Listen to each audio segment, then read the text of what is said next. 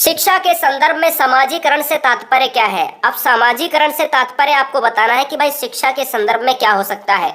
ये बच्चे बहुत ज्यादा परेशान हो जाते हैं क्योंकि दो ऑप्शन इनमें सही लग सकता है। तो बच्चा कहीं ना कहीं 50% एक ऑप्शन पे चला जाता है, 50% दूसरे ऑप्शन पर चला जाता है। तो आज एक बार अगर देख लेंगे तो आगे कभी गलत नहीं होगा।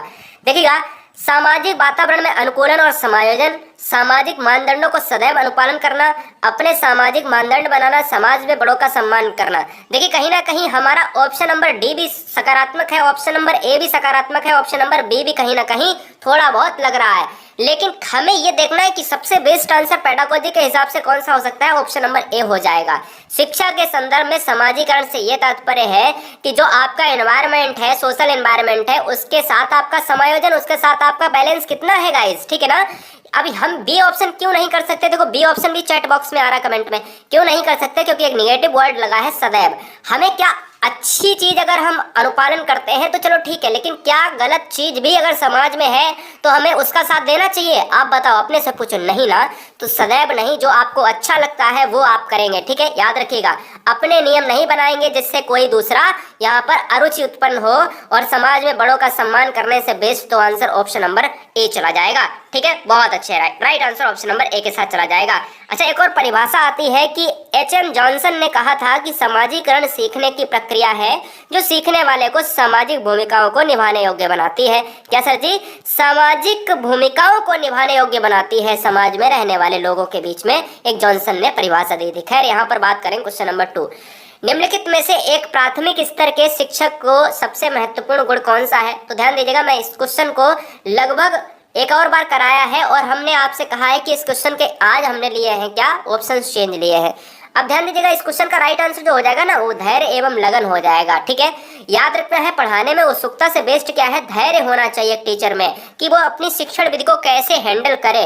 राइट आंसर क्या हो जाएगा, ऑप्शन नंबर डी हो जाएगा। अब देखो यहाँ पर क्या है, ये भी सही लग रहा है, लेकिन बेस्ट आंसर क्या होगा, हर टीचर को ज्ञान होता है। अच्छा, टीचर ऐसे ही थोड़ी बन जाता है, विधि का ज्ञान होगा, क्षमता होगी, उत्सुकता होगी, लेकिन धैर्य और लगन किसमें है, ये बहुत बड़ी बात है ना। ऑप्शन नंबर डी हो जाएगा। क्वेश्चन नंबर 3 की बात करेंगे। यहाँ पर देखिएगा, चैनल को सब्सक्राइब कर लेंगे जिससे कोई भी वीडियो आपका मिस ना हो। क्वेश्चन नंबर 3 देखेंगे, नर्सरी कक्षा में शुरुआत करने के लिए कौन सी विषय वस्तु सबसे बेस्ट है। तो मेरा परिवार हो जाएगा इस क्वेश्चन का best answer, option number C. मेरा परिवार क्यों हो जाएगा, क्योंकि बच्चा छोटा होता है और परिवार जो अगर चैप्टर होगा तो बहुत ही अच्छी तरीके से लगन से पढ़ेगा, है ना। बोलेगा इसमें क्या है ना, इसमें क्या है, माता पिता की बात होगी, है ना, उसके भाई बहन की बात होगी। Right answer option number C के साथ चला जाएगा। क्वेश्चन नंबर 4 देखिएगा ध्यान से कि जिला प्राथमिक शिक्षा कार्यक्रम किस वर्ष लागू किया गया था। जिला प्राथमिक शिक्षा कार्यक्रम किस वर्ष लागू किया गया था, एक ऐसा ही क्वेश्चन आपसे पूछ लिया गया था। अब ध्यान देने वाली बात यह है कि आप जब भी अब की बार आएगा क्वेश्चन, तो हमेशा, चाहे आप मध्य प्रदेश से हो, राजस्थान से हो, यूपी से हो, उत्तराखंड से हो, किसी राज्य से हो, झारखंड वाले हो, चाहे सीजी टेट वाले हो, ठीक है ना, चाहे आप हिमाचल प्रदेश से हो, गुजरात महाराष्ट्र की बात कर लो, लेकिन हम सभी बच्चे जितने भी हैं बिहार वाले। लेकिन याद रखना कि जब भी अब की बार क्वेश्चन आएगा वो आपका ऐसा नहीं आएगा, जिला प्राथमिक शिक्षा कार्यक्रम किस वर्ष लागू किया गया था। तो अपना अपना राज्य, अपने अपने राज्य में गूगल जरूर चेक करें कि आपके जिला प्राथमिक शिक्षा कार्यक्रम किस वर्ष लागू किया गया था। लेकिन यहाँ पर अगर हम बात करें पूरे भारत के परिदृश्य से ये क्वेश्चन है, पूरे भारत के परिदृश्य से ये क्वेश्चन है, तो राइट आंसर 1994 हो जाएगा, जो ऑप्शन में नहीं है। लेकिन जब एक क्वेश्चन आया था उत्तराखंड में पूरे भारत के परिदृश्य से, सीटेट में भी आया था, उसमें 1998 माना गया था। लेकिन अब क्वेश्चन नहीं आएगा क्योंकि यह क्वेश्चन विवादों में रहा था। राइट आंसर आपका 1994 हो जाएगा, ये भी याद रखिएगा, है ना। जी हाँ, सेंट्रल लेवल का क्वेश्चन है, अलग नहीं है, आपको जाना है। क्वेश्चन नंबर 5 देखिएगा, शिक्षा का उद्देश्य है, शिक्षा का क्या उद्देश्य है, अच्छा नागरिक बनना, अच्छा नागरिक बनाना या नागरिक बनना, ठीक है, कुछ भी कह लो, ऐसे व्यक्ति का निर्माण जो समाज के लिए उपयोगी हो, व्यवहारिकता का निर्माण करना, या उपरोक्त सभी। तो हमारे सामने कहीं ना कहीं ये पॉजिटिव है, ये पॉजिटिव है, ये पॉजिटिव है, तो ऑप्शन डी भी हमारा चला जाएगा इस क्वेश्चन का राइट आंसर। बहुत अच्छे गाइज, क्या हो जाएगा, डी हो जाएगा। क्वेश्चन नंबर 6 देखिएगा, फ्रोवेल ने निम्नलिखित में से किस खेल पर प्रमुख बल दिया था। बड़ा ही गजब का क्वेश्चन है। अब ध्यान देने वाली बात यह है कि आप किस तरीके से समझते हो इस क्वेश्चन को। अब यहाँ से दो क्वेश्चन बनेंगे, कैसे बनेंगे जरा ध्यान दीजिएगा। आपसे क्वेश्चन पूछता है कि राइट आंसर क्या हो जाएगा, ऑप्शन नंबर ए हो जाएगा, गेंद का खेल। अब क्यों हो जाएगा, क्योंकि फ्रोवेल ने सबसे ज्यादा जो दिया था, दिमाग लगाया था, वो किस पर लगाया था, कौन सी विधि पर, खेल विधि पर दिमाग लगाया था। और खेल विधि में उन्होंने सबसे बेस्ट किसको माना था, गेंद का खेल माना था। क्या सर, गेंद का खेल माना था। तो इंपॉर्टेंट तरीके से आपको याद रखना है कि शिक्षण विधि में खेल विधि फ्रोवेल ने अपनाई, फ्रोवेल ने खेल विधि पर बल दिया है। और खेल कौन सा चुना, गेंद का खेल चुना। और right answer option number A के साथ चला जाएगा। एक और क्वेश्चन बनता है कि ये बताइएगा किंडरगार्टन पद्धति के जनक कौन है।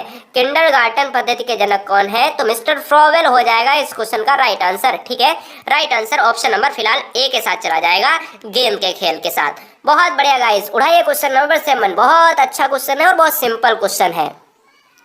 हर बहन हर भाई सैल्यूट है आप सभी को। देखिएगा क्वेश्चन नंबर 7 उठाइएगा। हाँ जी, 7 से लेकर 30 तक जो बच्चे अभी आए हैं, 7 से लेकर 30 तक एकदम फटाफट यहाँ पर रुक जाएंगे, बिल्कुल जैसे हैं वैसे। कोई भी काम करो, मुझे नहीं फर्क पड़ता है, वीडियो के लिए तो समय निकाल लो मेरे भाई। प्रयोगात्मक विधि को सर्वप्रथम प्रस्तावित किया। प्रयोगात्मक विधि की बात करें तो प्रयोगशाला से रिलेट करता है और right answer option number C के साथ चला जाता है। जुड ने दिया था नहीं, राइस ने दिया था नहीं, विलियम बुंट ने दिया था, बिल्कुल बात सही है। इनको प्रयोगात्मक विज्ञान का प्रयोगशाला इन्होंने ही सबसे पहले, अगर हम बात करें 1879 की शायद बात थी और जर्मनी की बात थी और विलियम बुंट थे इनका नाम था और जर्मनी का शहर था लिप्सिंग शहर। ठीक है ना, बहुत बढ़िया। तो राइट आंसर ऑप्शन नंबर किसके साथ चला जाएगा, ऑप्शन नंबर सी के साथ चला जाएगा। और भारत में सबसे पहले प्रयोगशाला जो हुई थी वो हुई थी आपके डॉक्टर सेन गुप्ता की बात थी और 1916 में भारत में पहली प्रयोगशाला स्थापित हुई थी कलकत्ता में। ठीक है, याद रखिएगा। हाँ, इलाहाबाद का भी नाम आता है। क्वेश्चन नंबर 8 की बात करते हैं। बालक का चिंतन किसके द्वारा प्रदर्शित नहीं होता है।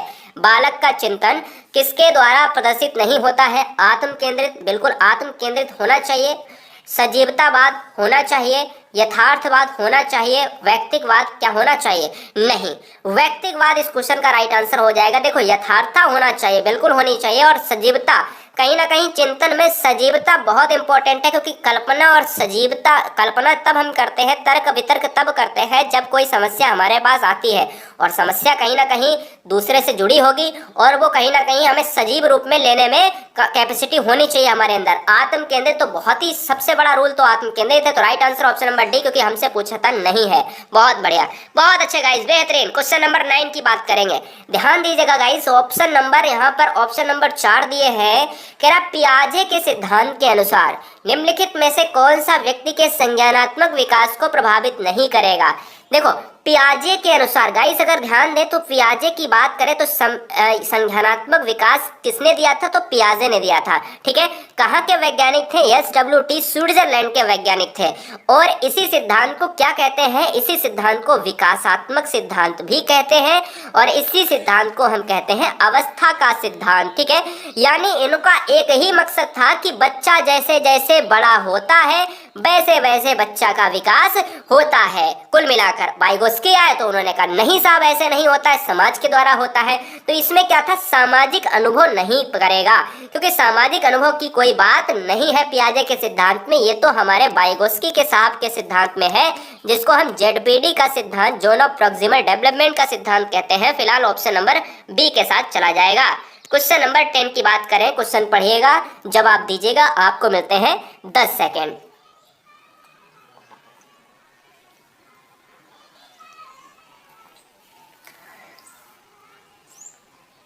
क्वेश्चन नंबर 10 कह रहा है गाइस, इनमें से कौन सा त्रितंत्रीय सिद्धांत में व्यवहारिक बुद्धि का अभिप्राय नहीं है। अगर मैं कहूं कि बुद्धि क्या है तो मैं कह सकता हूं बुद्धि अमूर्त होती है। 1885 में गाल्टन ने बुद्धि शब्द का प्रयोग करा।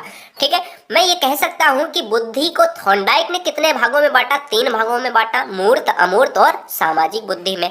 ठीक है, अगर हम कहें कि यहाँ पर कौन सा बुद्धि से अभिप्राय नहीं है, पर्यावरण का पुनः निर्माण करना, बिल्कुल हो सकता है। केवल अपने विषय में व्यवहारिक रूप से सोचना, इस प्रकार के पर्यावरण का चयन करना जिसमें आप सफल हो सकते हैं। पर्यावरण के साथ अनुकूलन करना। अब देखो, व्यवहारिक बुद्धि का अभिप्राय नहीं है तो मैंने कहा था एक ही ट्रिक है, नहीं के लिए आपको निगेटिव वाला ऐसा ऑप्शन चुनना पड़ेगा। तो आपको कुछ निगेटिव लग रहा है। हमने आपसे कहा कंडीशंस के वर्ड निगेटिव होते हैं 99%। केवल अपने विषय में व्यवहारिक रूप से विचार करना, बाद बाकी कहाँ गए, बाद बाकी कहाँ गए मेरे भाई। तो सिंपल सी बात यह है कि केवल वर्ड निगेटिव जाएगा और ये बताता है केवल अपने विषय में, तो यही आपका राइट आंसर हो जाएगा, जो नहीं होना चाहिए मेरे भाई। बहुत अच्छे, बहुत बढ़िया गाइस, बहुत अच्छे। क्वेश्चन नंबर 11, बहुत अच्छी तरीके से किताबों में क्वेश्चन बहुत ज्यादा ही वायरल रहता है। अब ध्यान दीजिएगा, कह रहा है कि कोई भी नाराज हो सकता है। बिल्कुल हो सकता है, हम आपसे हो सकते हैं, आप हमसे हो सकते हैं। यह आसान है, परंतु एक सही व्यक्ति के ऊपर सही मात्रा में, सही समय पर, सही उद्देश्य के लिए और सही तरीके से नाराज होना आसान नहीं है। ये क्या है? संवेगात्मक विकास से सामाजिक विकास, संज्ञानात्मक या शारीरिक। तो गाइस यहाँ पर बात करेंगे ये नाराज होना। सिंपल सी बात है कि कोई भी नाराज हो सकता है, ये आसान है, परंतु एक सही व्यक्ति के ऊपर आसान नहीं होता है। सही व्यक्ति के ऊपर सही मात्रा में, चाहे सही समय हो या उद्देश्य के लिए, नाराज होना आसान नहीं है। ये संबंधित है आपका इमोशन से, संवेगात्मक विकास से हो जाएगा इस क्वेश्चन का राइट आंसर। संवेगात्मक विकास के तहत हम आपको बताएं कि किसने दिया है, विलियम मैकडोगल जनक कहे जाते हैं। 14 मूल प्रवृत्तियां दी हैं। सामाजिक विकास के लिए जाने जाते हैं आपके कौन जाने जाते हैं, वाइगोत्स्की जाने जाते हैं। और संज्ञानात्मक विकास के लिए जाने जाते हैं पियाजे महोदय। ठीक है, तो फिलहाल ऑप्शन नंबर ए के साथ चला जाएगा। वापस को स्क्रीन को हम बड़ा करते हैं। क्वेश्चन नंबर 12 तो बहुत छोटा क्वेश्चन ले लिया सर जी। क्वेश्चन नंबर 12 कह रहा है विकृत लिखावट से संबंधित लिखने की योग्यता में कमी किसका एक उदाहरण है, किसका एक लक्षण है। मैं आपसे ट्रिक भी बताना चाहूंगा जो बच्चे यहाँ पर गलत कर रहे हैं। देखना, बहुत सारे बच्चों को मैंने पहले से सिखाया है या बहुत सारे बच्चों ने पहले से सीखा हुआ है कहीं से, कोई बात नहीं, मैटर नहीं करता है, बस आपको क्वेश्चन नहीं एग्जाम में गलत होना चाहिए। लेकिन सर जी बहुत सारे बच्चों का आप देख रहे हो, खुद ही देख रहे होंगे, गलत आ रहा है। लेकिन क्या है, अब हम आपको ट्रिक बताते हैं। देखो, विकृत लिखावट आप लिखोगे कैसे लिखोगे? अच्छा, लिखोगे एक आप, अगर आपको मैं आपसे कहूँ कि ग्राफ आपको बनाना है, ग्राफ आपको बनाना है, तो आप क्या करोगे, आप बोलकर बनाओगे या लिखकर बनाओगे? तो सिंपल सी बात है, जिसमें ग्राफ वर्ड आ जाए वही आपको लिखने वाली बात लगा देनी है। अगर आपका लिखावट में आप अक्षम है, लिखावट संबंधी आपका विकार है या बच्चे का विकार है, तो हम उसको डिस्ग्राफिया कहते हैं। तो हमने क्या बताया ट्रिक, लिखने से ही आपका ग्राफ बनेगा, तो वो ट्रिक हो गई। अच्छा, ये क्या है, ये होता है गणितीय संबंधी विकार होता है। क्या गणितीय संबंधी विकार होता है? ये कैलकुलेशन संबंधी विकार होता है। डिसलेक्सिया क्या होता है? डिसलेक्सिया होता है पढ़ने संबंधी विकार होता है। ठीक है ना, याद रखिएगा। हाँ जी, और कमेंट में ये बताना है डिस्प्रैक्सिया क्या होता है। बहुत अच्छे गाइस, तो ऑप्शन नंबर ए हो जाएगा फिलहाल, डिस्ग्राफिया। क्वेश्चन नंबर 13 की बात करेंगे। व्यक्तित्व के संगठन का स्वरूप है। व्यक्तित्व एक वर्ड मैंने उठा लिया और मनोविज्ञान में बहुत ही ज्यादा प्रचलित वर्ड है। व्यक्तित्व क्या होता है? व्यक्तित्व कहीं ना कहीं पर्सनालिटी को हम इंडिकेट करते हैं। गाइस, अगर हम कहते हैं कि किसी व्यक्ति को, बंदे को मैंने देखा सामने से और मैंने कहा उसकी पर्सनालिटी, उसका बनाव गठाव अच्छा है, तो मैंने कह दिया बिल्कुल बहुत बढ़िया है। लेकिन मनोविज्ञान में इसका प्रयोग नहीं होता है। मनोविज्ञान में कहता है बाहर से भी अच्छा हो और अंदर से भी अच्छा हो। मनोविज्ञान में दोनों तरीके के ये गुण लिए जाते हैं। पर्सनालिटी शब्द पर्सोना से बना हुआ है, जो एक लैटिन भाषा का शब्द है, यूनान परंपरा में मुखौटा शब्द के रूप में प्रयोग हुआ। तो right answer option number B के साथ चला जाएगा। मनोवैज्ञानिक, यहाँ पर मनोवैज्ञानिक और शारीरिक संबंध से इसका संगठन हो जाएगा। बहुत बढ़िया, राजनीति की कोई बात नहीं आती है मेरे भाई। क्वेश्चन नंबर 14 देखेंगे। आत्म केंद्रित व्यक्ति होता है। इस क्वेश्चन को मैंने रिपीट कराया है, देखिएगा। आत्म केंद्रित व्यक्ति होता है अंतर्मुखी, बहिर्मुखी, उभयमुखी, सामाजिक निर्भर। जो बच्चे नए हैं, जो पुराने हैं बच्चे, पुराने बच्चों का कोई गलत का आंसर आ गया तो समझ लीजिएगा बहुत गलत बात होगी। आत्म केंद्रित व्यक्ति होता है, मैंने कहा आत्म केंद्रित का मतलब होता है अपने में मस्त। अपने में मस्त यानी अपनी बात को किसी दूसरे के सामने शेयर ना करना मेरे भाई। और अपनी बात अगर किसी को शेयर नहीं करोगे तो समाज में उसकी स्थिति ठीक नहीं होगी। मतलब समाज में ठीक का मतलब है समाज के साथ उसका मेल मिलाप ज्यादा नहीं रहता, वो दूर रहता है, उसके मित्र कम होंगे। आत्म केंद्रित व्यक्ति अपनी बात शेयर नहीं करेगा, वो अंतर्मुखी होगा। ठीक है, अंतर्मुखी होगा। और बहिर्मुखी के मित्र ज्यादा होते हैं, समाज में मेल मिलाप ज्यादा होता है, ये भी याद रखना। वो सभी को अपनी बात बता देते हैं। तो right answer option number A के साथ चला जाएगा। क्वेश्चन नंबर 15 की बात करेंगे। क्वेश्चन नंबर 15 कह रहा है, उठाइए क्वेश्चन को गाइस। कह रहा है अपने ऊर्जा बल को, लिबिडो को बाहर की ओर अभिव्यक्त करने वाला व्यक्ति का प्रकार होता है। सर जी बहुत सिंपल क्वेश्चन है, मैंने अभी सर जी ऊपर बताया आपको कुछ क्वेश्चन, और उसका सर जी यहाँ पर आपको रिप्लाई देना है उस वाले क्वेश्चन के ही हिसाब से, क्वेश्चन नंबर 14 के हिसाब से 15 दे देना है। सिंपल सी बात है। हमने आपसे कहा अपने ऊर्जा बल को बाहर की ओर अभिव्यक्त करना, तो ज्ञानात्मक व्यक्ति हो जाएगी क्या, ज्ञानात्मक यहाँ डबल लिख गया है, ज्ञानात्मक व्यक्तित्व हो जाएगा, कलात्मक व्यक्तित्व हो जाएगा, बहिर्मुखी व्यक्तित्व हो जाएगा, या धार्मिक व्यक्तित्व। सिंपल सी बात मेरे भाई ये है, इस क्वेश्चन का right answer option number C हो जाएगा कि अपनी बात को बाहर की ओर बहिर्मुखी व्यक्ति करता है। Right answer option number C के साथ चला जाएगा। क्वेश्चन नंबर 16 गाइस, बहुत अच्छे गाइस, बेहतरीन गाइस, बेहतरीन। क्वेश्चन नंबर 16 में 4 विकल्प आपको दिखा देते हैं, ये रहे। जब बच्चे एक अवधारणा को सीखते हैं और उसका प्रयोग करते हैं तो अभ्यास उनके द्वारा की जाने वाली त्रुटियों को कम करने में मदद करता है। मतलब जो अभ्यास होता है वो त्रुटियों को कम करने में मदद करता है। सिंपल सी बात है, अगर आपका मैथमेटिक्स का क्वेश्चन अभ्यास ना करो तो कहीं ना कहीं क्वेश्चंस आने वाले 15 दिन में, आप 15 दिन बिल्कुल मैथ ना पढ़ो, 10 दिन 1 महीना बिल्कुल मैथ ना पढ़ो, ठीक है ना, तो फिर क्या होगा, आप कहीं ना कहीं त्रुटियां करोगे। और अभ्यास क्या करता है, त्रुटियों को कम करता है। ये विचार डॉट डॉट के द्वारा दिया गया है, ये विचार दिया गया थॉर्नडाइक के द्वारा, जीन पियाजे, जीबी वॉटसन, लेव वाइगोत्स्की। तो सिंपल सी बात मेरे भाई ये है कि ये भाई त्रुटियों का सिद्धांत दिया था थॉर्नडाइक ने, और थॉर्नडाइक हो जाएगा इस क्वेश्चन का राइट आंसर।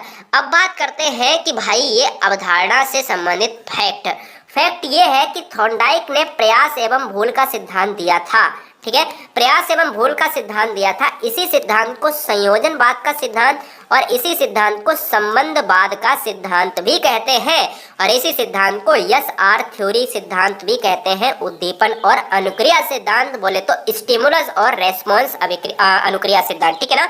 अब बात करते हैं कि भाई ये कहाँ के वैज्ञानिक, USA के मनोवैज्ञानिक थे और बिल्ली पर प्रयोग करा, ठीक है। और जीन पियाजे के बारे में आप खूब अच्छी तरीके से जानते हो, संज्ञानात्मक विकास दिया, सामाजिक विकास दिया, और वॉटसन व्यवहारवाद के जनक कहे जाते हैं। तो भैया ठोको लाइक इसी बात पर। तो right answer option number A Thorndike के साथ। चलते हैं नेक्स्ट क्वेश्चन की तरफ। चैनल को सब्सक्राइब कर लेना बेहतरीन स्टडी प्लान के लिए। नेक्स्ट क्वेश्चन देखते हैं, क्वेश्चन नंबर 17। क्वेश्चन नंबर 17 देखो, क्वेश्चन नंबर 17 बहुत बढ़िया, अच्छी तरीके से देखना है और 30 तक देखना है क्वेश्चन, ठीक है। बाद बाकी काम जो भी कर रहे हो करो, मुझे नहीं मतलब है, वीडियो के बाद आप कुछ भी करो, ठीक है ना। बहुत बढ़िया, जी हाँ। तो क्वेश्चन नंबर 17 की बात करेंगे। निम्नलिखित में से कौन सा संवेगात्मक बुद्धि से संबंधित है। संवेगात्मक इमोशंस की बात कर रहे हैं। तुम मुझे एक चीज बताओ, संवेगात्मक सिद्धांत किसने दिया था, विलियम मैकडूगन ने। क्या दिया था, 14 मूल प्रवृत्तियां दी थी। कौन संबंधित है, याद करना नहीं, गतिक प्रकम्पन नहीं, विचार करना नहीं, ऑप्शन नंबर डी हो जाएगा। सहानुभूति क्या होता है, इमोशन से रिलेट करता है। Right answer option number D के साथ चला जाएगा। बहुत अच्छे गाइस, बहुत बढ़िया, बेहतरीन गाइस, बहुत अच्छे। क्वेश्चन नंबर 17 के बाद 18 देखते हैं भाई क्या आ जाएगा। एक आंतरिक बल जो प्रोत्साहित करता है, एक आंतरिक बल जो प्रोत्साहित करता है, क्या करता है, प्रोत्साहित करता है और व्यवहार परक प्रतिक्रिया के लिए बाध्य करता है एवं उस प्रतिक्रिया को विशिष्ट दिशा उपलब्ध कराता है। हमसे कह रहा है ये एक आंतरिक बल है, एक आंतरिक बल है जो आंतरिक ही रूप से लगता है शरीर के अंदर की आवाज बोले तो देसी भाषा में। और वो बल क्या करता है, प्रोत्साहित करता है, आपको प्रोत्साहित करता है और आपको क्रिया करने के लिए बाध्य करता है। और क्रिया आप क्यों करते हो, क्योंकि आप में कुछ ना कुछ कहीं ना कहीं लालच होता है। और लालच क्या है, इस समय आपको टेट एग्जाम को पास करके सरकारी सीट लेना, हर बहन हर भाई को, ठीक है, सरकारी विद्यालय में सरकारी सीट लेना। तो क्या होता है, ये होता है अभिप्रेरणा के बल पर ही हमारे मोटिवेशन और घर वालों के मोटिवेशन के बल पर आप अच्छी तरीके से पढ़ाई कर रहे हो और एक सरकारी सीट के लिए यहाँ पर बेहतरीन तरीके से पढ़ाई कर रहे हो। ऑप्शन नंबर क्या हो जाएगा, ए हो जाएगा। इसको हम अभिप्रेरणा कहते हैं, अच्छी तरीके से याद रखिएगा। क्वेश्चन नंबर 19 की बात करेंगे। क्वेश्चन नंबर 19 देखेंगे। निम्नलिखित में से कौन सी शब्दावली प्रायः अभिप्रेरणा के साथ अंतः बदलाव के साथ इस्तेमाल की जाती है। अंतः बदलाव के साथ इस्तेमाल की जाती है। भैया बहुत अच्छा क्वेश्चन है, बहुत ही अच्छा क्वेश्चन है। बताएंगे क्या हो जाएगा इस क्वेश्चन का राइट आंसर। बहुत बढ़िया, बेहतरीन। आपको मिलते हैं 10 सेकेंड। आपको क्या सर जी मिलते हैं, 10 सेकेंड मिलते हैं, जल्दी से बताएंगे। जी हाँ, देखिएगा मैंने आपसे कहा अभिप्रेरणा के लिए इम्पोर्टेंट ये है कि भाई आपकी आवश्यकताएं क्या है, किसके लिए इस्तेमाल करी जाती है, आपकी आवश्यकता क्या है, उस लक्ष्य को प्राप्त करने के लिए अभिप्रेरणा देना जरूरी है। और ये कब तक चलेगी, जब तक लक्ष्य आपका खत्म नहीं हो जाता है। Option number C is right answer हो जाएगा। क्वेश्चन नंबर 20 की बात करेंगे। निम्नलिखित में से कौन सा मूल्यांकन के त्रिकोण भाग का नहीं है? त्रिकोण ट्रायंगल सिद्धांत का अनुपालन नहीं करता है, बताएंगे।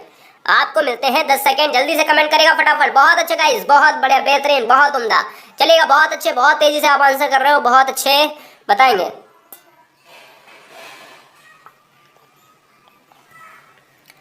तो क्वेश्चन नंबर 20 कह रहा है मूल्यांकन के त्रिकोण का भाग नहीं है, तो शैक्षिक उद्देश्य होना चाहिए। मूल्यांकन आपका शैक्षिक उद्देश्य एम होना चाहिए। मूल्यांकन की बात करें, एवोल्यूशन होना चाहिए कहीं ना कहीं, अधिगम अनुभव। यार बिल्कुल सिस्टम सीधी सी बात यह है कि अधिगम अनुभव अगर नहीं होगा तो कहीं ना कहीं सिंपल सी बात, बिल्कुल चीजें अधूरी होंगी। लेकिन ऑप्शन नंबर जो सी है ना, ये आपका मूल्यांकन का त्रिकोण भाग नहीं, शिक्षण का अधिगम इसमें काम नहीं करता है मूल्यांकन में। मूल्यांकन शैक्षिक उद्देश्य की क्या उद्देश्य से मूल्यांकन हो रहा है बच्चे का, और अधिगम का अनुभव तो इम्पोर्टेंट है ना कि किसके लिए हम कर रहे हैं। ऑप्शन नंबर सी हो जाएगा, ठीक है। हाँ जी, बहुत बढ़िया, नेगेटिव के लिए नेगेटिव आंसर। क्वेश्चन नंबर 21, ये तो क्वेश्चन बहुत सिंपल है, इस क्वेश्चन को हमने परिभाषाओं से आपको याद कराया था। हाँ जी, वातावरण वह बाहरी शक्ति है जो हमें प्रभावित करती है, किसने कहा था? Woodworth, Ross, Watson, Thorndike. वातावरण वह बाहरी शक्ति है जो हमें प्रभावित करती है, यह किसने कहा था मेरे भाई? तो इस क्वेश्चन का जो राइट आंसर चला जाएगा ऑप्शन नंबर बी के साथ चला जाएगा। रॉस महोदय ने इस चीज को कहा था, ठीक है, रॉस महोदय ने इस चीज को कहा था। Question number 22, operation black board परिणाम था। Operation black board, operation black board परिणाम था, बताएंगे फटाफट, बताएंगे फटाफट। ऑपरेशन ब्लैक बोर्ड परिणाम था, जल्दी से कमेंट करेंगे। कोठारी आयोग का, राष्ट्रीय पाठ्यक्रम रचना 2005 का, राष्ट्रीय शैक्षिक योजना 1986 का, राष्ट्रीय पाठ्यक्रम रचना 2000 का। मेरे भाई 22वां क्वेश्चन आपके लिए आंसर हो जाएगा 1986 के साथ राष्ट्रीय शैक्षिक योजना। ऑपरेशन ब्लैक बोर्ड एक केंद्रीय प्रायोजित कार्यक्रम है। क्या है सर जी? सेंट्रल जो है आपका कार्यक्रम है, और जिसे 1986 में देश के सभी प्राथमिक विद्यालय, किसके लिए है? अब याद रखना, पॉइंट आ रहे हैं, प्राथमिक विद्यालय के लिए लाया गया। प्राथमिक विद्यालय के लिए क्या हुआ? न्यूनतम सुविधाएं प्रदान करने के लिए जारी किया गया था। इस योजना में केंद्र सरकार स्कूल के उपकरण और भवनों के लिए धन उपलब्ध कराती है। राज्य सरकार जवाहर रोजगार योजना के माध्यम से धन जुटाती है। जब क्वेश्चन में आए केंद्र सरकार क्यों क्या कराती है ऑपरेशन ब्लैक बोर्ड में, हम भवनों के लिए शैक्षिक दृष्टि से आपको धन जुटाएगी, क्या? सेंट्रल गवर्नमेंट, किसमें? प्राथमिक विद्यालय में। और कब आया था? 1986 में। और याद रखना, जब स्टेट गवर्नमेंट के हिसाब से पूछा जाए तो कौन सी? जवाहर रोजगार योजना, ठीक है, बहुत अच्छे। तो राइट आंसर ऑप्शन नंबर किसके साथ? 1986 के साथ चला जाएगा। क्वेश्चन नंबर 23 की बात करेंगे। प्रचलित योजना में नई जानकारी जोड़ने को किस नाम से जाना जाता है? अब देखो, प्रचलित योजना में नई जानकारी, कभी कभी इधर उधर टिक लग जाता है, टेंशन मत लेना, नहीं तो आप कहोगी सर जी वो आंसर नहीं था, ठीक है। तो आंसर क्या था ऊपर वाले क्वेश्चन का, 22 के क्वेश्चन का? 1986 में, ठीक है, 1986 वाला ऑप्शन था, सी वाला। अगर हम बात करें 23वां, प्रचलित योजना में नई जानकारी जोड़ने को किस नाम से जाना जाता है? तो हम इस चीज को पियाजे के रूप में जानते थे, आत्मसातीकरण कहते हैं उस चीज को। हम प्रचलित योजना में नई जानकारी को ऐड करना हम आत्मसातीकरण कहते हैं। पियाजे का सिद्धांत देखिएगा, समझ में आ जाएगा, मैंने आज ही टेलीग्राम पर उसको फिर से लिंक प्रोसीड करी है आगे, ठीक है, बहुत अच्छे। Right answer option number C हो जाएगा। क्वेश्चन नंबर 24 आज तक का बेस्ट क्वेश्चन बनेगा कि जिस वक्र में हमने वक्र में प्रारंभ में सीखने की गति तीव्र होती है उसे हम कहते हैं उन्नतोदर वक्र। मतलब क्या होता है? कहता है कि अगर सीखने में प्रारंभ में तेजी हो रही है बच्चे में, और फिर क्या हुआ, बाद में कह रहा है मंद हो जाती है, बाद में ये डाउन हो गई, तो हम इसको कहते हैं नकारात्मक वक्र। नकारात्मक वक्र का नाम होता है उन्नतोदर वक्र होता है, ठीक है, वक्र होता है। तो right answer option number A के साथ चला जाएगा। क्वेश्चन नंबर 25, बहुत बढ़िया गाइस, बहुत अच्छे। तो चैनल को सब्सक्राइब कर लेना। कह रहा विनय साइमन परीक्षण द्वारा मापन किया जाता है, विशिष्ट बुद्धि का किया जाता है। बहुत सारे बच्चे सामान्य बुद्धि लगा रहे हैं, बहुत गलत बात है। ऑप्शन नंबर बी के साथ चला जाएगा, इतने सिंपल क्वेश्चन गलत करोगे। 26 की बात करेंगे। समावेशी शिक्षा मानती है कि हमें व्यवस्था के बच्चे के अनुरूप बदलना है, परिवेश को परिवार के अनुरूप, बच्चे को परिवेश या बच्चे को व्यवस्था के अनुरूप बदलना है। अब देखो याद रखिएगा, समावेशी शिक्षा ये मानती है कि हमें व्यवस्था को बच्चे के अनुरूप बदलना है। समावेशी शिक्षा क्या होती है? समावेशी शिक्षा एनसीएफ 2005 की देन है, नेशनल कैरिकुलम फ्रेमवर्क कहा गया है किसी भी जाति, धर्म, संप्रदाय या भाषाई क्षेत्र का बच्चा हो एक छत के नीचे पढ़ेगा, समावेशी शिक्षा कहलाएगा। व्यवस्था को बच्चे के अनुरूप बदलना ही कार्य होता है। प्रमुख right answer option number A के साथ चला जाएगा। बहुत बढ़िया, बहुत बढ़िया। जी हाँ, बहुत अच्छे। अब देखो यहाँ पर कह रहा है ऑप्शन नंबर डी भी आ रहा है, कह रहा है देखिएगा, अच्छा स्कूल भी लगा के देख लेते हैं। समावेशी शिक्षा मानती है कि हमें बच्चे को व्यवस्था के अनुरूप बदलना है। अब बच्चे को ही बदल देना है क्या, या व्यवस्था को बच्चे के अनुरूप बदलना है? भाई व्यवस्था को बदलेंगे बच्चे को देखकर, ना कि बच्चे को बदल देंगे व्यवस्था क्या हम वैसी रखेंगे? जो शिक्षण प्रणाली हम लेकर चले आए हैं, क्या हम वही पढ़ाते रहेंगे? माना कि एक शिक्षण विधि आपको समझ में नहीं आ रही तो हम बच्चे को बदल देंगे? नहीं ना। तो इसलिए याद रखिएगा, व्यवस्था को चेंज करना पड़ेगा बच्चे के अनुसार, ठीक है, जिसमें वो सही तरीके से मैनेज कर पाएगा, बैलेंस बना पाएगा। क्वेश्चन नंबर 27 कह रहा है क्रोध व भय प्रकार है। क्रोध व भय प्रकार है अभिप्रेरणा का, संवेग का, परिकल्पना का या मूल प्रवृत्ति का। बहुत बढ़िया गाइस, ठोको लाइक, बहुत अच्छे गाइस। तो बात करेंगे यहाँ पर, बात करेंगे right answer option number B. ये क्रोध भय क्या होते हैं? इमोशंस की बात होती है। मूल प्रवृत्तियों के सिद्धांत में विलियम मैकडूगल ने ये सिद्धांत दिया था, आप जानते हो, उसमें ये सब चीजें आती हैं। Right answer option number B के साथ चला जाएगा। क्वेश्चन नंबर 28 हम वीडियो के लास्ट एंडिंग पॉइंट पर है। बहुत बढ़िया, जाएंगे नहीं कहीं भी, अपना स्कोर जरूर हमें बताएं। 28, 29, 30 क्वेश्चन तक चलेंगे। बहुत अच्छे गाइस। निम्नलिखित में से कौन सा सीखने का क्षेत्र है? कौन सा सीखने का क्षेत्र? क्वेश्चन नंबर 28 राइट आंसर क्या चला जाएगा? निम्नलिखित में से कौन सा सीखने का क्षेत्र है? अनुभाविक हो जाएगा। ऑप्शन नंबर क्या हो जाएगा? ऑप्शन नंबर बी के साथ चला जाएगा। आध्यात्मिक क्यों लगा रहे हो भैया? ऑप्शन नंबर बी के साथ चला जाएगा। अनुभव से रिलेट करेंगे। 29 देखिएगा, 29 देखिएगा। हाँ जी, विद्यार्थियों के अच्छे मानसिक स्वास्थ्य को बनाए रखने के लिए निम्नलिखित में से कौन सा तरीका अधिक महत्वपूर्ण है? कौन सा तरीका अधिक महत्वपूर्ण है बताना है आपको। सह शैक्षिक क्रियाओं का प्रावधान, अभिव्यक्ति की स्वतंत्रता, रुचियों की भिन्नता, अध्यापक की भूमिका एवं विद्यालय वातावरण। विद्यार्थियों के अच्छे मानसिक स्वास्थ्य को बनाए रखने के लिए निम्नलिखित में से कौन सा तरीका सबसे अधिक महत्वपूर्ण है? जी हाँ, तो विद्यालय का मानसिक जो वातावरण रहेगा ना, बहुत सारे बच्चे ऑप्शन नंबर ए लगा रहे हैं। देखो ऑप्शन नंबर ए से क्या बेस्ट आंसर हो सकता है? मानसिक स्वास्थ्य को बनाए रखने के लिए अधिक महत्वपूर्ण क्या है? विद्यालय का वातावरण, एनवायरनमेंट बहुत अच्छा होना चाहिए। और अध्यापक की भूमिका बच्चे के प्रति क्या है, वो इंपॉर्टेंट बनती है। तो मेरे भाई डी आंसर इतना अच्छा आंसर है कि ऑप्शन नंबर बाद बाकी के 3 तो बिल्कुल उड़ जाएंगे उसके सामने।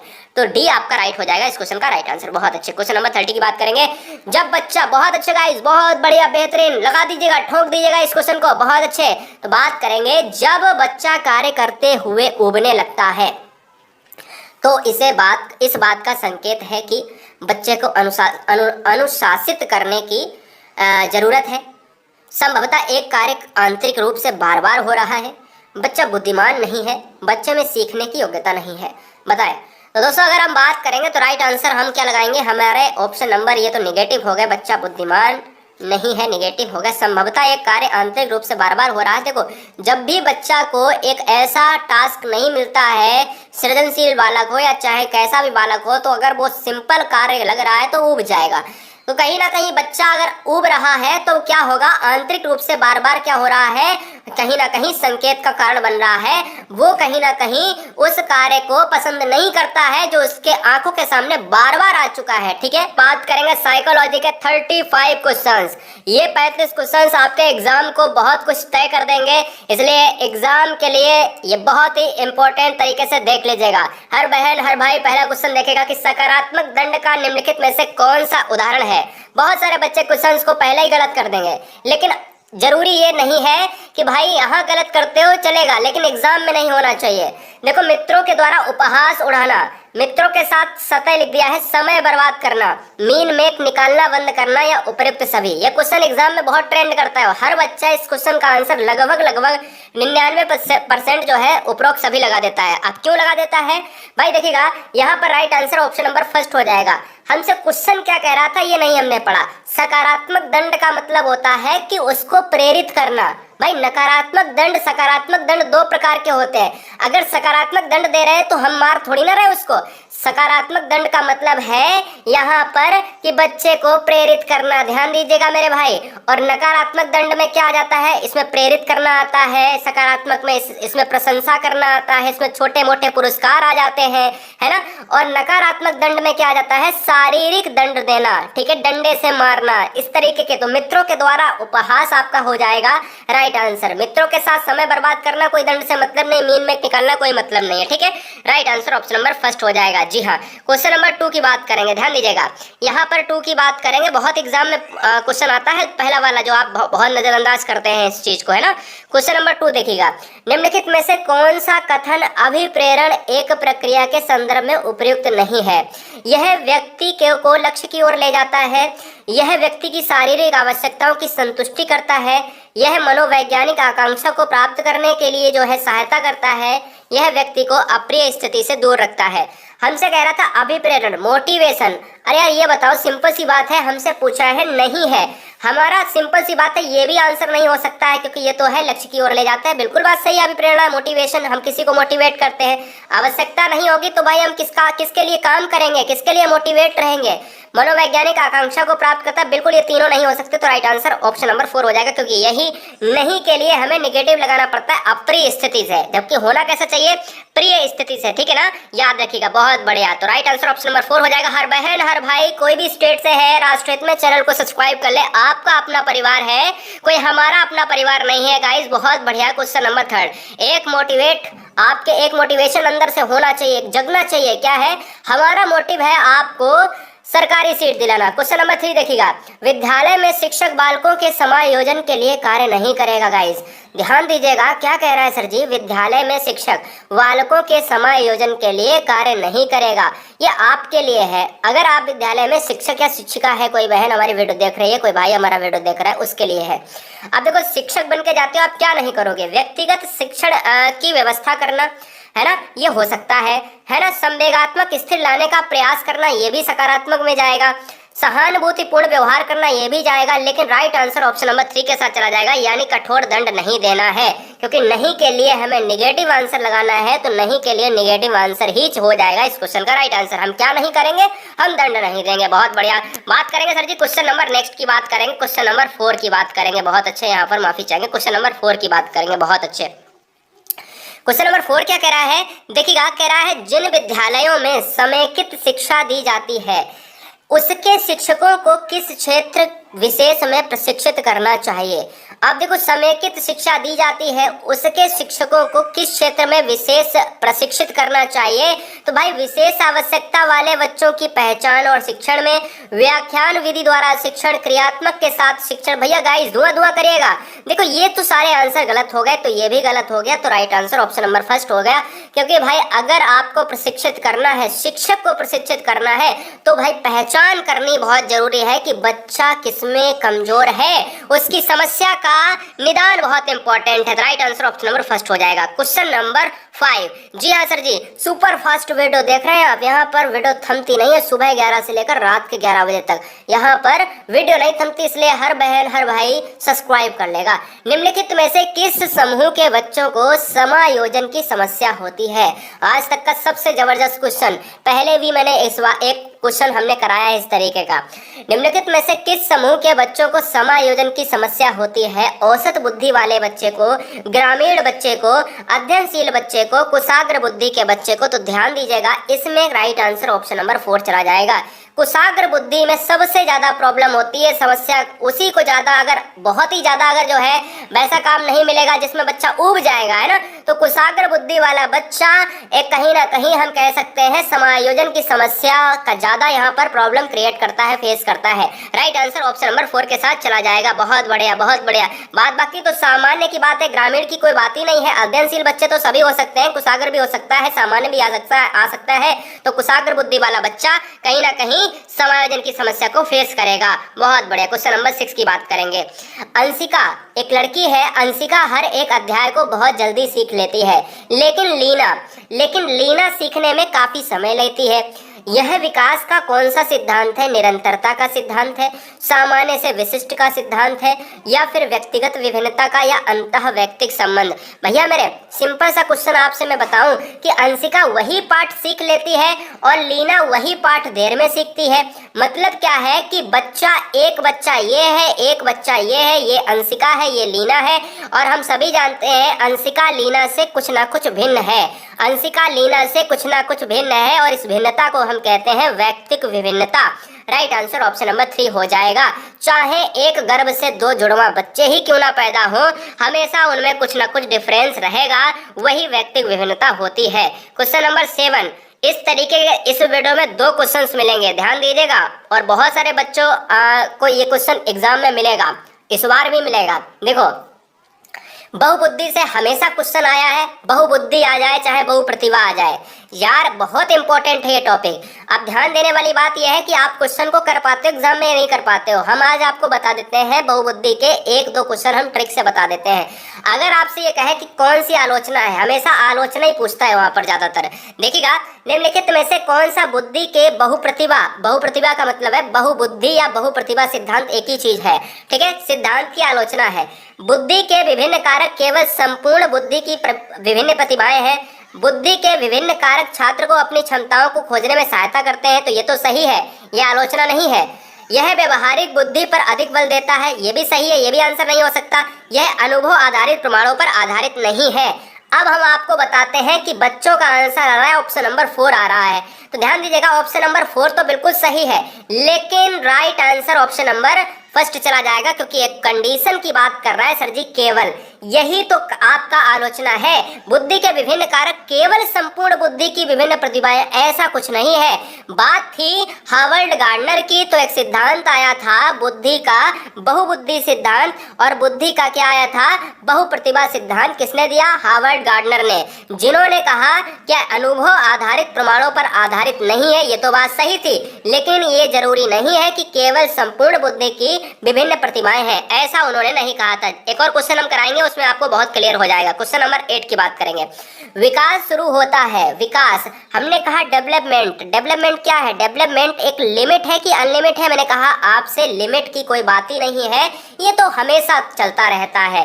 राइट आंसर प्रसव पूर्व अवस्था के दौरान से स्टार्ट हो जाता है, बालक पेट में स्टार्ट होता है विकास, ठीक है। बालक यानी बच्चा जब पेट में होता है तभी हो जाता है स्टार्ट उसका विकास, ठीक है। और बाहर यानी अगर पृथ्वी की बात करें तो पृथ्वी में आप जब विकास की बात करते हो तो एनवायरनमेंट और साथ में मिल जाता है, एनवायरनमेंट और साथ में मिलता है तो और गति से विकास स्टार्ट होता है। तो right answer option number first हो जाएगा। सबसे ज्यादा पूछे कौन सी अवस्था में होता है, तो वो शैशवावस्था में होता है।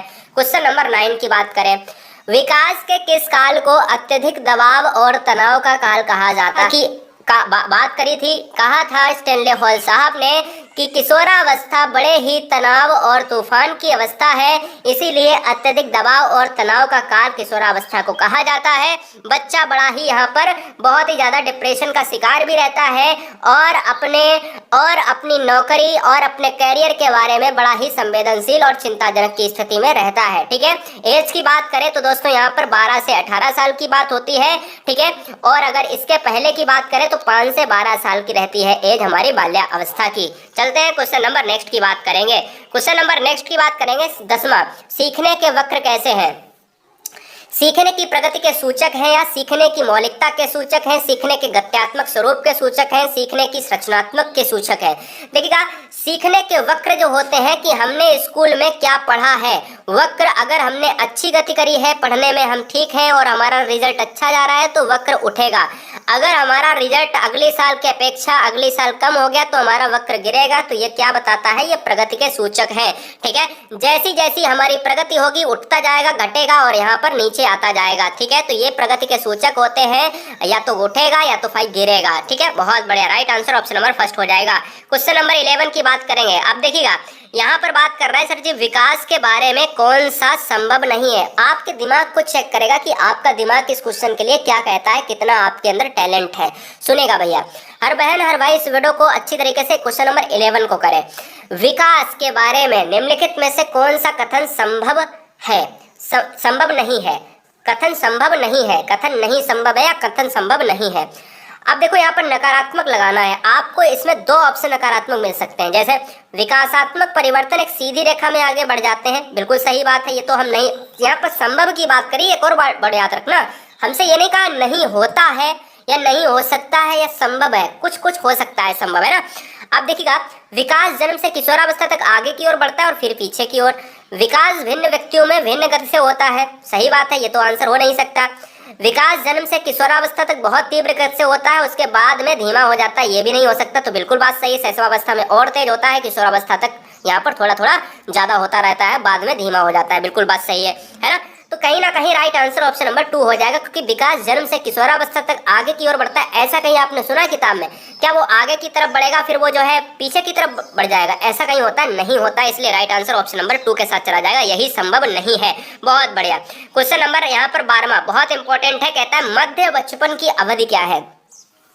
ध्यान दीजिएगा सर जी, मध्य बचपन की आपसे पूछ रहा है अवधि, मध्य बचपन की साहब अवधि आपसे पूछ रहा है। जन्म से 2 वर्ष, उड़ाइए इस क्वेश्चन को, जन्म से 2 वर्ष की बात करते हैं सर जी, तो आप कहते हो ना सर जी ये शैशवा अवस्था में शैशव काल आ जाएगा।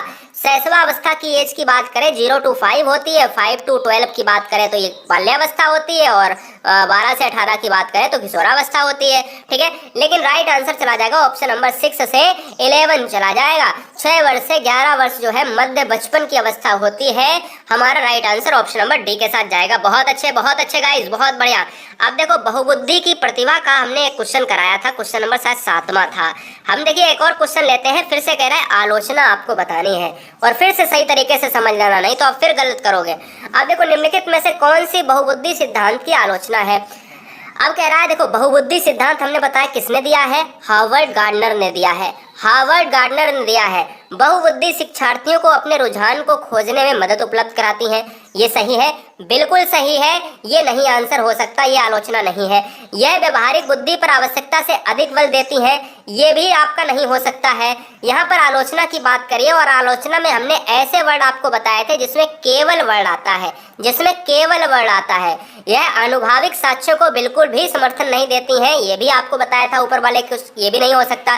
तो राइट आंसर क्या हो जाएगा? केवल प्रतिभाएं हैं जो पूर्ण रूप से बुद्धि में विद्यमान रहती हैं, यही आंसर हो जाएगा, यही आलोचना है ऑप्शन नंबर 13। बहुत सारे बच्चों का आंसर आ रहा होगा कि ऑप्शन नंबर 3 में नहीं है, इसी यही आंसर हो जाएगा। मेरे भाई ये बिल्कुल नहीं है, और हमेशा ये क्वेश्चंस हमेशा ही आते हैं आपके बहुबुद्धि से, इसलिए 4th option is right answer हो जाएगा। क्वेश्चन नंबर 14 देखिएगा, टर्मेन के अनुसार सामान्य बुद्धि लब्धि होती है। बहुत अच्छे गाइस, बहुत बढ़िया। तो बात करेंगे साहब यहाँ पर क्वेश्चन नंबर 14 की बात करेंगे। टर्मेन के अनुसार, टर्मेन के अनुसार सामान्य बुद्धि लब्धि है। हमने कही कि प्रतिभाशाली की बच्चे की बुद्धि लब्धि टर्मेन के अनुसार कितनी है? 140 प्लस होगी। तो यहाँ पर मैं लगा दूंगा 90 से 110 का जो रेंज होगा वो मैं लगा दूंगा सामान्य बुद्धि का। ठीक है, फिलहाल ऑप्शन नंबर सी के साथ चला जाएगा। क्वेश्चन नंबर 15 की बात करेंगे, क्रियात्मक अनुसंधान के प्रवर्तक कौन है? क्रियात्मक अनुसंधान के प्रवर्तक कौन है गाइस? बहुत बढ़िया, जॉन डब्ल्यू वेस्ट है, विटनी है, स्टीफन एम कोरे साहब है, या फिर किलपैट्रिक साहब है? बताएंगे साहब क्रियात्मक अनुसंधान के प्रवर्तक कौन है? तो भैया मेरे जॉन डब्ल्यू वेस्ट तो होंगे नहीं, राइट आंसर ऑप्शन नंबर 3 के साथ चला जाएगा। स्टीफन एम कोरे साहब क्रियात्मक अनुसंधान के प्रवर्तक हो जाएंगे। बहुत अच्छी तरीके से इस क्वेश्चन को नोट डाउन करना है और स्क्रीनशॉट भी लेना है इस वीडियो का स्क्रीनशॉट भी लेना है। जी हाँ, स्क्रीनशॉट फटाफट लीजिएगा और फटाफट चलते हैं आगे के क्वेश्चंस पर। गुरुजी वर्ल्ड एग्जाम स्टडी में नेक्स्ट क्वेश्चन आपका ये रहा क्वेश्चन नंबर 16। देखिएगा गाइस, यहाँ पर बात करते हैं क्वेश्चन नंबर 16। अब ये रहेगा थोड़ा सा आपके ऊपर, ये कह रहा है कि एक शिक्षिका के बारे में क्वेश्चंस ले रहा है। जितनी भी बहनें वीडियो देख रही है, क्वेश्चन गलत नहीं करना है। देखिएगा, शिक्षार्थियों यानी अधिगमकर्ता की बात होती है शिक्षार्थी की व्यक्तिक विभिन्नताओं के संदर्भ में शिक्षिका को चाहिए। व्यक्तिक विभिन्नता का मतलब क्या होता है? बच्चों की अलग अलग, यहाँ पर जो अपने समाज से आए हुए हैं उनका अलग जो दिमाग होगा, है ना, उनका एक दूसरे से भिन्न कितने हैं, वो ऐसे समझो देसी भाषा में कि एक बच्चा दूसरे से कितना भिन्न है, वही व्यक्तिक विभिन्नता है। ठीक है, अब शिक्षिका को चाहिए, क्या चाहिए? विविध प्रकार की अधिगम परिस्थितियों को उपलब्ध कराना, निगमनात्मक पद्धति के आधार पर समस्याओं का समाधान करना, कलन विधि का अधिकतर प्रयोग करना, बात करने के लिए शिक्षार्थियों को तथ्य उपलब्ध कराना। ये कोई इंपॉर्टेंट नहीं है और ये भी इंपॉर्टेंट नहीं है। अधिकतर का वर्ड निगेटिव होता है, यानी एल्गोरिदम की बात कर रहा है। अब देखो निगमनात्मक की बात कर रहा है, यहाँ पर कह रहा है sir ji rule to example. तो यार सबसे best answer option number first नहीं है। हम अगर किसी परिस्थिति को हम अधिगम के स्वरूप में उपलब्ध करा देते हैं, बच्चों को करके सीखने पर यहाँ पर बल देते हैं, तो बच्चा जल्दी सीखेगा यार, सिंपल सी बात है। तो विविध प्रकार के अधिगम को हम उपलब्ध कराएंगे, ऑप्शन नंबर फर्स्ट में राइट आंसर चला जाएगा। बहुत बढ़िया। क्वेश्चन नंबर नेक्स्ट की बात करेंगे। क्वेश्चन नंबर नेक्स्ट है 17वां। कह रहा है सर जी 20वीं शताब्दी को को बालक की शताब्दी किसने कहा है? 20वीं शताब्दी को बालक की शताब्दी कहा जाता है। यह परिभाषा किसने दी है मेरे भाई? मुर्रे ने दी है, एडलर साहब ने दी है, क्रो एंड क्रो ने दी है, या फिर जेबी वॉटसन ने दी है? तो सिंपल सी बात है, क्रो एंड क्रो का राइट आंसर हो जाएगा। बहुत बढ़िया गाइस, धुआं धुआं कर दिया आपने। लेकिन ये क्वेश्चन कुछ बच्चों ने गलत दिया है और ये क्वेश्चन बहुत टॉप ट्रेंडिंग क्वेश्चन है, बहुत ही बेहतरीन। कहा है 20वीं शताब्दी का बालक, जो कहा है किसने? क्रो एंड क्रो ने। एक और परिभाषा आती है, यह किसने कहा है कि अधिगम आदत, अभिवृत्ति और ज्ञान का ही अर्जन करना अधिगम है। सुनिएगा ध्यान से, आदत, अभिवृत्ति और ज्ञान का अर्जन करना ही जो है क्या है? अधिगम है। तो याद रखना, ये भी क्रो एंड क्रो ने कहा है और 20वीं शताब्दी का बालक की शताब्दी भी क्रो एंड क्रो ने कहा है। Right answer option number 3। जेबी वॉटसन कहे जाते हैं व्यवहारवाद के जनक, बिहेवियरिज्म पुस्तक भी इन्होंने लिखी है। ठीक है, राइट आंसर ऑप्शन नंबर 3 के साथ चला जाएगा। क्वेश्चन नंबर 18 की बात करेंगे। अच्छी स्मृति की विशेषताएं हैं गाइस, बहुत बढ़िया, फोड़ दीजिएगा क्वेश्चन। अच्छी स्मृति, स्मृति का मतलब होता है कि चीजें आपको याद रहना, और इसमें अगर वी लगा देते हैं, विस्मृति का मतलब होता है जो चीजें आप भूल जाते हो। तो स्मृति में शीघ्र पुनः स्मरण, जो आपने पहले याद करके रखा है उसको आप स्मरण कर पाते हैं या नहीं कर पाते? बिल्कुल कर पाते हैं। शीघ्र पहचान, आपने देखा था कि मुझे मिला था मेले में मोनू, और मुझे ये लड़का पता है कि अगर 1 साल बाद मिलेगा तो मैं पहचान लूंगा कि ये मोनू ही होगा। बिल्कुल अच्छी धारणा आपके दिमाग में बस जाएगी कि हमने रूल्स पढ़ा है, ये है ना? तो इसलिए ऑप्शन नंबर 4 के साथ चला जाएगा। बहुत बढ़िया। क्वेश्चन नंबर 19 की बात करेंगे गाइस। मंद अधिगम करता, बहुत बढ़िया, फोड़िए क्वेश्चन, हर बहन हर भाई इस क्वेश्चन को फोड़िएगा। मंद अधिगम करता जिनकी शैक्षिक उपलब्धि सामान्य योग्यता से कम रह जाती है, कहे जाते हैं, कह रहा शैक्षिक उपलब्धि कम हो जाती है। 4 का बच्चा है, कक्षा 4 का बच्चा है और वो कक्षा 3 का काम नहीं कर पा रहा है और प्रमोट होके 4 में पहुंच गया है, तो मैं कह दूंगा कि वो पिछड़ा बच्चा है, मंद अधिगम करता है, शैक्षिक उपलब्धि बहुत डाउन है।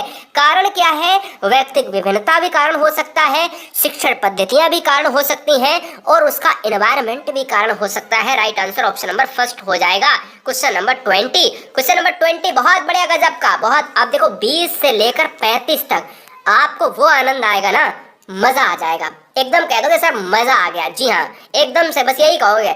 जैसे देखिएगा क्वेश्चन नंबर 20, छोटी कक्षाओं में शिक्षक की सबसे महत्वपूर्ण विशेषता क्या है? पढ़ाने की उत्सुकता, बहुत अच्छी बात है, होना चाहिए। धैर्य व दृढ़ता, ये भी होना चाहिए। शिक्षा विधियों का ज्ञान, ये भी होना चाहिए। मानक भाषा का प्रयोग, बताओ चारों ऑप्शन सही लग रहा है, मतलब बच्चे को मानक भाषा में पढ़ाना चाहिए, बिल्कुल बात है। हो सकता है थोड़ा सा निगेटिव है लेकिन ले सकते हैं। लेकिन हमसे कह रहे सबसे महत्वपूर्ण क्या है? तो सबसे महत्वपूर्ण धैर्य एवं दृढ़ता, धैर्य होना चाहिए, दृढ़ होना चाहिए बच्चे को पढ़ाने के लिए। ठीक है, right answer option number B, छोटी कक्षा का बात करा है। बच्चा इसमें रिपीट करते हैं वर्ड की, आखिर ये कैसे हुआ सर, ये कैसे हुआ, समझ में नहीं आ रहा, ये हुआ, तो उसको समझाते हैं लल्ला ऐसे हुआ, है ना? Right answer option number B के साथ चला जाएगा। क्वेश्चन नंबर 21, जी हाँ, पढ़िएगा उड़ाइएगा। क्वेश्चन नंबर 21 कह रहा है, बालक में सामाजिक भावना का विकास जन्मजात होता है। जी हाँ, बालक में सामाजिक भावना का विकास जन्मजात होता है। आप इस कथन को कैसे सहमत हैं या फिर नहीं है, ये बताना है। पूर्णतः सहमत है, संभवतः असहमत है, असहमत है या फिर कुछ सीमा तक सहमत है? भैया मेरे, मैं तो बिल्कुल नहीं सहमत हूँ, मैं तो सहमत ही नहीं हूँ, असहमत हूँ। मेरा क्या आंसर चला जाएगा? असहमत हूँ, ऑप्शन नंबर सी। भाई मेरे अंदर मैं पैदा हुआ और जन्मजात कह रहा सर, मैं पैदा हुआ, मैं अपनी बात कर रहा हूँ धीरज द्विवेदी, मैं पैदा हुआ और मैं कह रहा हूँ सर जी, मैं जैसे ही पैदा हुआ और मैंने कहा मम्मी मुझे प्रधानी का चुनाव लड़ना है, मुझे चुनाव लड़ना है, क्या मैं ये कह सकता हूँ क्या मुझे समाज के बारे में ज्ञान है? नहीं है। इसलिए समाज के बारे में ज्ञान एज के हिसाब से और लोगों की अन्योन्य क्रियाओं से होता है, इसलिए हम प्रधानी नहीं लड़ सकते पैदा होने के साथ, इसलिए समाज के बारे में हमें ज्ञान बिल्कुल नहीं होता है। ठीक है, हाँ, राइट आंसर ऑप्शन नंबर चला जाएगा असहमत के साथ। 22 की बात करेंगे, बहुत अच्छे। छात्रों में परस्पर सहयोग की भावना विकसित करने के लिए आप क्या करेंगे? आप इसके लाभ बनाएंगे, अन्य शिक्षकों के साथ मिलकर काम करेंगे। जी हाँ, लाभ बताएंगे होगा, ठीक है।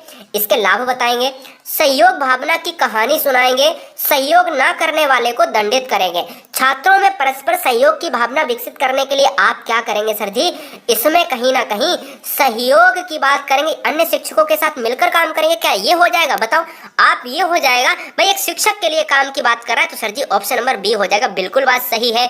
ये पता है किसके लिए आंसर था? शिक्षक और शिक्षक के बीच में आंसर था कि छात्रों में आप क्या करोगे, छात्रों में तो आप क्या करोगे, अन्य शिक्षकों के साथ मिलकर काम करेंगे। इसलिए right answer option number B के साथ चला जाएगा।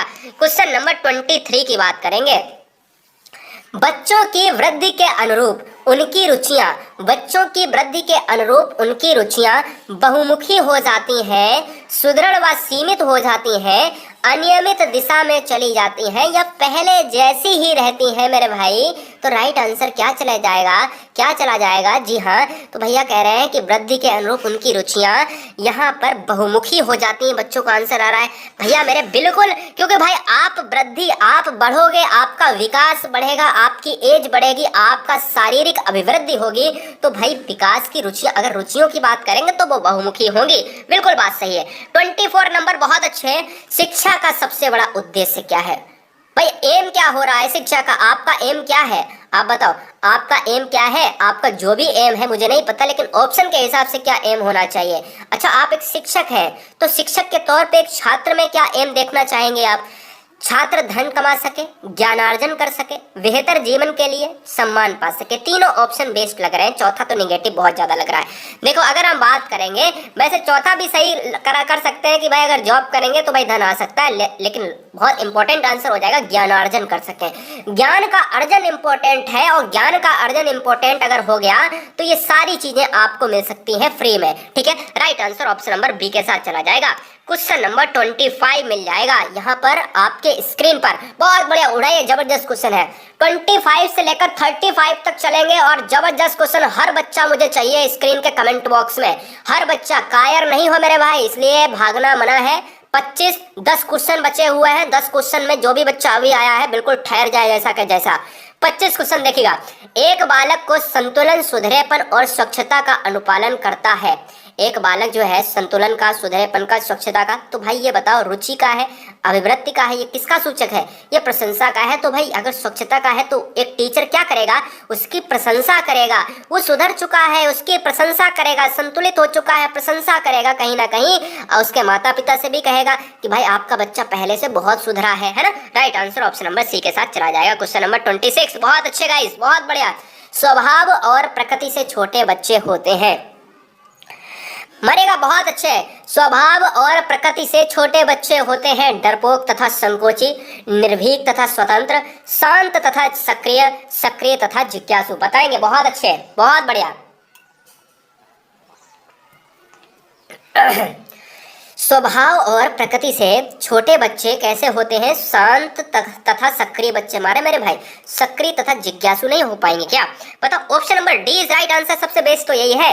देखो जिज्ञासु होना बहुत इंपॉर्टेंट है। बच्चे कहते हैं सर, अरे सर बच्चे ये कहते हैं स्टार्टिंग में, स्वभाव से छोटे बच्चे कैसे होते हैं कि मुझे चांद चाहिए, मुझे चंदा मामा चाहिए तो चाहिए, है ना, मुझे कैसे भी दो मैं तो लूंगा। तो भाई जिज्ञासु होते हैं। भाई क्या करते हैं? पूछते हैं कि पापा ये चंदा मामा ये रात में ही क्यों निकलता है? बोले कि रात में ही निकलता है।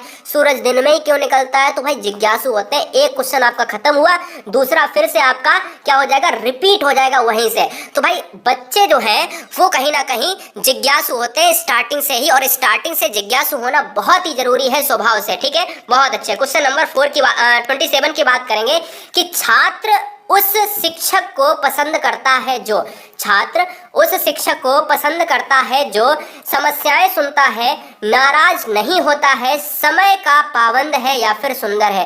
तो भाई छात्र किसको पसंद करेगा? समस्याएं को सुनना इंपॉर्टेंट है। अगर समस्याएं ही उसकी प्रॉब्लम कर रही हैं और समस्याओं का निदान नहीं हो पा रहा है तो भाई वो कैसा शिक्षक हो जाएगा? तो भाई राइट आंसर किसके साथ चला जाएगा? ऑप्शन नंबर ए के साथ चला जाएगा। ऑप्शन नंबर ए के साथ चला जाएगा, या नाराज नहीं होता है? देखिएगा right answer option number A के साथ चला जाएगा। समस्याओं को सुनना बहुत इंपॉर्टेंट है। तो ठोको लाइक भैया, बहुत जल्दी, बेहतरीन। सभी बंदे एक बार में साथ में लाइक कर देंगे। जी हाँ। क्वेश्चन नंबर 28, प्रौढ़ शिक्षा के लिए आयु वर्ग है। मैंने स्टार्टिंग में आपसे कहा था कि 0 to 5 की बात करते हैं तो शैशवावस्था की बात होती है, 5 to 12 की बात करते हैं किशोरा बाल्यावस्था की बात होती है, और 12 to यहाँ पर 18 की बात करते हैं तो कहीं ना कहीं 18 की बात करते हैं तो कहीं ना कहीं किशोरावस्था, और 18 से 60 की बात करते हैं तो प्रौढ़ावस्था।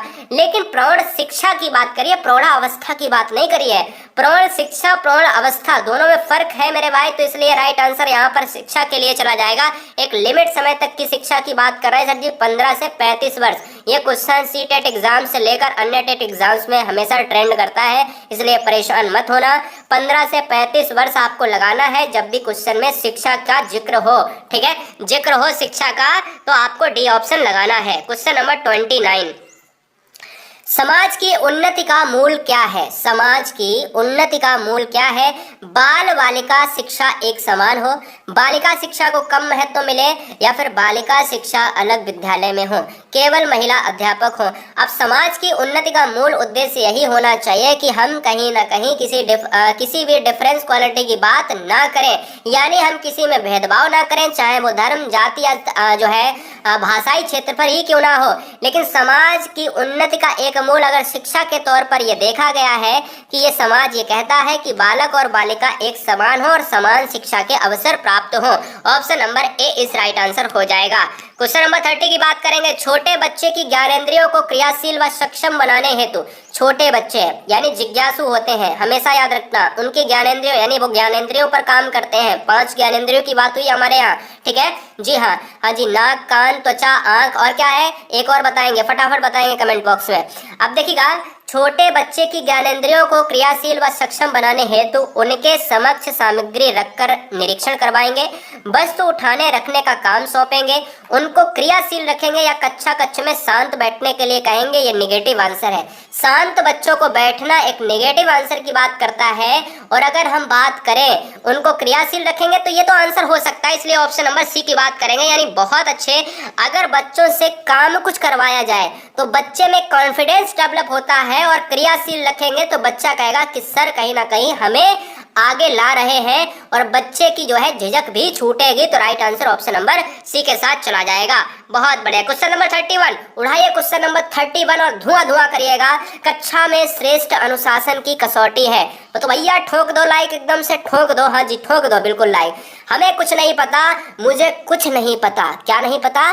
चैनल का जो बटन है ना सब्सक्राइब वाला, वो दबना चाहिए। जितना तुमको भूख प्यास लगी हो उस पे उतारो, वो दबना चाहिए, मुझे नहीं पता, सब्सक्राइब का बटन दब जाना चाहिए। जी हाँ, नए बच्चे जितने भी हैं। कक्षा में श्रेष्ठ अनुशासन की कसौटी है शांति में आवेष्टित शिक्षा। जी हाँ, कक्षा में शांतिपूर्ण शिक्षण प्रक्रिया, कक्षा में अपेक्षित जो है सहभागिता, या फिर शिक्षक छात्रों का आक्रामक व्यवहार। अब यार आक्रामक व्यवहार तो नहीं हम ले सकते ना। अब देखो, कक्षा कक्ष में जो है श्रेष्ठ अनुशासन की कसौटी ये है कि भाई अगर कहीं ना कहीं एक शिक्षक ये तय कर ले कि बच्चे में हम कैसे खेल विधि में, या बच्चे को किस तरीके से बिना दंड दिए हुए हम कक्षा में शांतिपूर्ण शिक्षा हम दे रहे हैं, तो वो कहीं ना कहीं अनुशासन की कसौटी कहीं ना कहीं बहुत ही ज्यादा एकदम से खरी उतरेगी, बहुत खरा मानक होगा। 32 की बात करेंगे। अनौपचारिक शिक्षा की व्यवस्था की गई है। अनौपचारिक शिक्षा, अगर मैं आपसे क्वेश्चन पूछूं कि आपके बाबा क्या, यानी इस समय अगर आपके बाबा है या नाना है या फिर कोई बुजुर्ग है, तो क्या उसका विकास नहीं हो रहा होगा? बिल्कुल हो रहा होगा, मरते दम तक होगा। लेकिन क्या वो शिक्षा ले रहे होंगे? अगर मैं आपसे पूछ दूं हाँ या ना, तो बिल्कुल ले रहे होंगे, हाँ होगा उसका आंसर। लेकिन क्या मैं आपसे पूछ दूं, क्या मैं विद्यालय की शिक्षा ले रहे होंगे आपके बुजुर्ग, या घर की शिक्षा ले रहे होंगे, या समाज की? तो वो कहेंगे कि विद्यालय की शिक्षा को छोड़ के और सभी शिक्षा ले रहे हैं। तो बस याद रखना है, औपचारिक शिक्षा में क्या होता है, विद्यालय की शिक्षा होती है, नियत समय होता है, नियत स्थान होता है, ठीक है ना। और अनौपचारिक में कोई भी नियम नहीं है, कोई रूल्स नहीं है कि आपको इतने बजे आना है, इतने बजे लेनी है, कोई समय नहीं निर्धारण होता है। तो अनौपचारिक में कोई सीमा नहीं होती है, कोई स्थान नहीं होता है, आप कभी भी ले सकते हो, कोई भी आयु में ले सकते हो। फर्क समझ गए? 2 तरीके की होती हैं शिक्षाएं, औपचारिक और अनौपचारिक। औपचारिक वो शिक्षा होती है जो स्कूल की शिक्षा लेता है एक बच्चा, यानी एक समय के अंदर के साथ साथ स्थान के अंदर, यानी भाई स्कूल होता है 7 से 12 का, तो 7 से 12 के अंदर एक नियत समय होता है और कहा इस जगह पर जाना है शिक्षक के लिए, तो वहीं आपके टीचर आएंगे। तो भैया वो क्या होता है, एक नियत स्थान भी होता है और अनौपचारिक में ऐसा कुछ नहीं होता है, कभी भी ले सकता है। क्वेश्चन नंबर 33, छात्रों में सामाजिक चेतना विकसित की जा सकती है अध्यापक के भाषण से, उनके साथ विचार विमर्श करने से, पसंदीदा पुस्तक पढ़ाने से, समाचार पत्रिका पढ़ने से। तो ध्यान दीजिएगा, सामाजिक चेतना, सोशल की बात कर रहा है सर जी, तो सोशल हमारा है जुड़ा हुआ सामाजिक पत्रिका पढ़ाने से। तो राइट आंसर ऑप्शन नंबर 4 के साथ चला जाएगा, डी। बहुत अच्छे गाइस, बहुत बेहतरीन। क्वेश्चन नंबर 34, लंबे और कठिन शब्दों का उच्चारण करवाने के लिए आप क्या करेंगे? आप एक शिक्षक हैं या शिक्षिका हैं, दोनों के लिए बेहतरीन रहेगा। बताओ क्या करेंगे भैया? लंबे और कठिन शब्दों का उच्चारण आपको करवाना है। आपको 10 सेकंड मिलते हैं, जल्दी से फटाफट आंसर दिया। बहुत बढ़िया, बेहतरीन, बहुत बढ़िया, ठोक दो लाइक एकदम से, बहुत अच्छे। तो गाइस अगर हम बात करेंगे लंबे और कठिन शब्दों में, तो ए और बी दोनों हो जाएंगे। ऐसे शब्द बार बार बुलवाने की कोशिश करेंगे, शब्दों को खंड में बांटकर कोशिश करेंगे, मिलते जुलते उच्चारण वाले शब्द पहले बुलवाएंगे, ऐसा कुछ नहीं होगा क्योंकि वो बोल ही नहीं सकता है, क्योंकि ऐसे शब्द दो बार बार अगर बुलवाएंगे तभी तो हम चीजों को और उनको जो है दूसरे शब्द जैसे जैसे अगर समान लगे होंगे तो हम कहीं ना कहीं उनका बाद में हम प्रैक्टिस करवाएंगे, है ना। जी हाँ, तो पहले तो हमें खंड में बांट कर सिखाना पड़ेगा। तो ऑप्शन नंबर क्या हो जाएगा? डी हो जाएगा, ए बी दोनों हो जाएगा। क्वेश्चन नंबर 35, बहुत अच्छे, राष्ट्रीय साक्षरता मिशन की देन है, राष्ट्रीय साक्षरता मिशन की देन है, राष्ट्रीय साक्षरता मिशन की देन है, मतलब किसकी देन है? बहुत अच्छे बताएंगे। तो देखिएगा, कोठारी कमेटी, राधा कृष्णन आयोग, राष्ट्रीय शिक्षा नीति, मुदालियर आयोग। तो राइट आंसर चला जाएगा भैया राष्ट्रीय शिक्षा नीति, ऑप्शन नंबर सी के साथ चला जाएगा। अब भाई गला फट चुका है, तो भाई ये बता दो 35 में कौन बच्चा पूरी वीडियो देखा है? पूरी वीडियो कौन देखा है और मुझे अपना स्कोर बताओ, अपना स्कोर बताओ। और मुझे कुछ नहीं पता, ये लाल बटन कैसे भी दब जाना चाहिए। नए बच्चे अपना स्टेट बताएं और भैया ठोक दो लाइक, बिल्कुल हाँ जी। सब्सक्राइब कीजिए हमारे चैनल को और दबाइए इस बेल आइकन को ऐसे ही और भी वीडियोस देखने के लिए।